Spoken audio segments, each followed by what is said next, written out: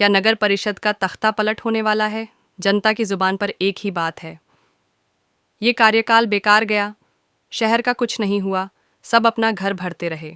प्रधानपति पर सीधा आरोप, विकास नहीं, दल बदल और भ्रष्टाचार ही प्राथमिकता बनी रही।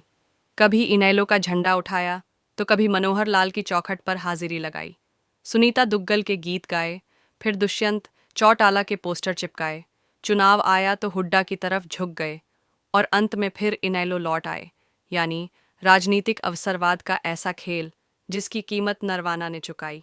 और भ्रष्टाचार, तिरंगा लाइट से लेकर गलियों के ठेकों तक, कुर्सियों की धांधली से लेकर टेंडर की हेराफेरी तक, हर जगह सवाल, हर जगह उंगली। मामला मंत्री कृष्ण बेदी तक गया, पर कुछ दिनों में सब शांत कर दिया गया।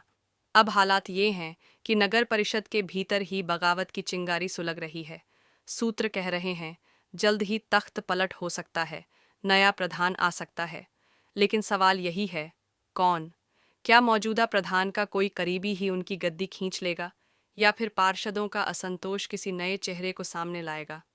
नरवाना की जनता जवाब चाहती है, नरवाना की जनता हिसाब मांग रही है, और नरवाना की राजनीति में भूचाल आने वाला है। नरवाना की राजनीति में हलचल तेज है।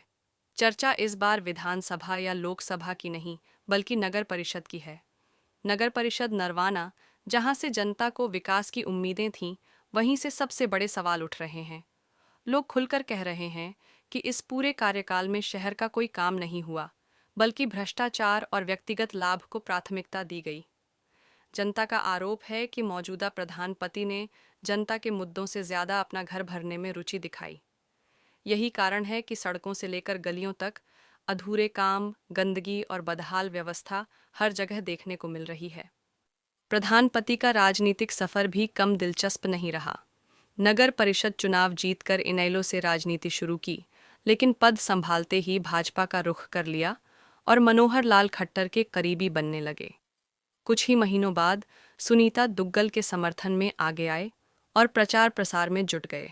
फिर अचानक सुर बदले और दुष्यंत चौटाला के समर्थन में पोस्टर लगाए जाने लगे। चुनाव से पहले हुड्डा की ओर झुकाव दिखाया गया और बाद में फिर इनेलो का दामन थाम लिया।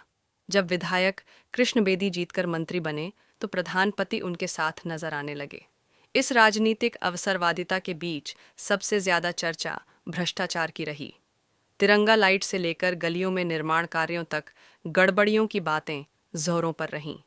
आरोप तो यहाँ तक लगे कि नगर परिषद की कुर्सियों की खरीद फरोख्त तक की गई। मामला मंत्री कृष्ण बेदी तक भी पहुंचा, लेकिन कुछ समय बाद ठंडे बस्ते में डाल दिया गया।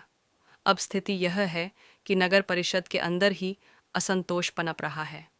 कई पार्षद खुलकर असहमति जता रहे हैं और इस बात की चर्चा है कि जल्द ही तख्तापलट हो सकता है। सूत्रों का कहना है कि नया प्रधान चुनने की कवायद शुरू हो सकती है और यह भी संभव है कि मौजूदा प्रधानपति का ही कोई करीबी उनके खिलाफ बाजी पलट दे। नरवाना की जनता अब यह देखने को बेताब है कि क्या वास्तव में नगर परिषद में बदलाव होगा, और अगर होगा तो नए प्रधान की कमान किसके हाथ में जाएगी।